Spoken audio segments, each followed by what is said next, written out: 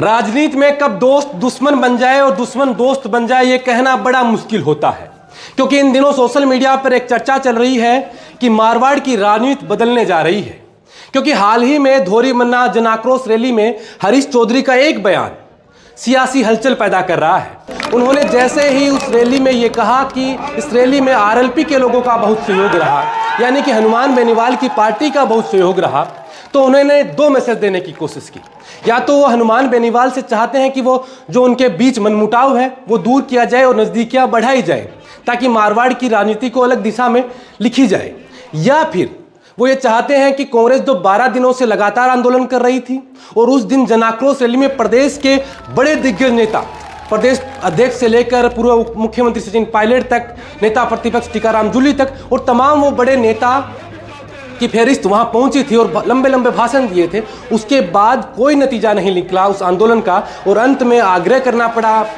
हेमाराम जी से कि आप आंदोलन को स्थगित कीजिए, हम दोबारा आंदोलन करने की कोशिश करेंगे, कुछ समय बाद हम दोबारा एक कोशिश करेंगे। तो उन्होंने दो मैसेज देने की कोशिश की। या तो वो हनुमान बेनीवाल से नज़दीकियाँ बढ़ाने की कोशिश कर रहे हैं कि उनके बीच जो भी मनमुटाव है वो दूर कर दीजिए, क्योंकि लोकसभा चुनाव में भी उन्होंने बार बार आरएलपी का धन्यवाद दिया, आरएलपी का झंडा उन्होंने हाथ में लिया, लेकिन हनुमान बेनीवाल का सकारात्मक रुख उनकी तरफ नहीं दिखा। उसके बाद उन्होंने एक पहल और की है कि अब सामने से चलकर उन्होंने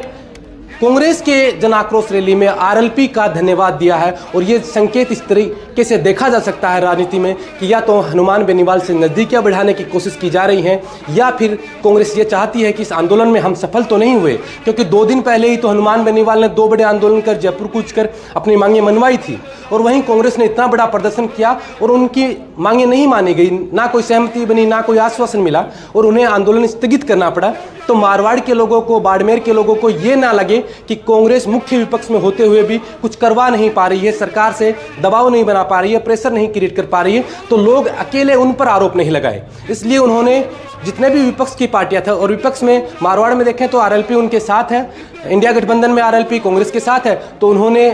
इशारों में आरएलपी को भी अपने साथ ले लिया ताकि लोगों में ये चर्चा बनी रहे कि ये तो सामूहिक आंदोलन था, अकेला कांग्रेस का आंदोलन नहीं था। क्योंकि मंच पे तो देखें तो कांग्रेस के ही दिग्गज नेता दिख रहे थे। हनुमान बेनीवाल ने ना तो उस आंदोलन में जाने की कोई बात कही, ना ही उन्होंने कोई सरोकार रखा। उन्होंने अपनी अलग लड़ाई लड़ रहे थे और कांग्रेस अपनी अलग लड़ाई लड़ रही थी। अब इसको लेकर चर्चाएं ये हो रही हैं कि या तो कांग्रेस अपना बचाव कर रही है, या फिर कांग्रेस चाहती है, हरीश चौधरी चाहते हैं कि हनुमान बेनीवाल से संबंध थोड़े मधुर की जाए।